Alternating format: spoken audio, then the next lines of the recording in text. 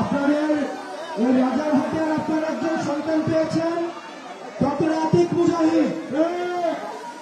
এই আতিক মুজাহিদ আপনাদের প্রতিনিধিত্ব করছেন।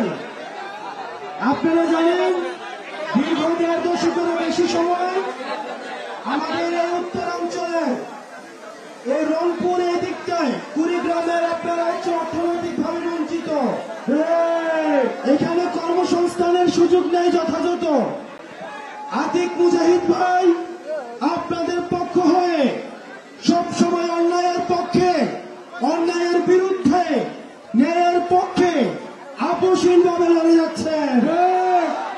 আমরা আতিক মুজাহিদ ভাইকে আপনাদের কাছে দিয়ে গেলাম। আপনারা আতিক মুজাহিদ পক্ষে আছেন,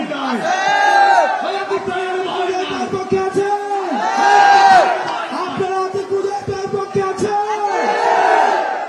আমরা বলতে চাই অতীতের স্বৈরাচার আমাদের বাকরুদ্ধ করেছে, মত প্রকাশের স্বাধীনতাকে রুদ্ধ করেছে, শিক্ষার্থীদেরকে রাস্তার মধ্যে গুলি করে হত্যা করেছে,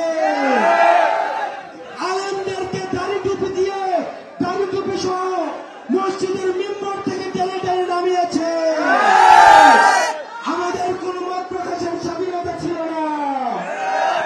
আমরা বলতে চাই নতুন বাংলাদেশে আর নতুন করে চাঁদাবাজ হতে দেওয়া হবে না। আলেমদের থেকে মাইক কেড়ে নেবে এমন বাংলাদেশে ফিরে যাওয়া যাবে না। কোন দুর্নীতিবাজার প্রশ্রয় দেওয়া যাবে না। আপনারা সবাই আতিক মুজাহিদ ভাইয়ের হাতকে শক্তিশালী করবেন।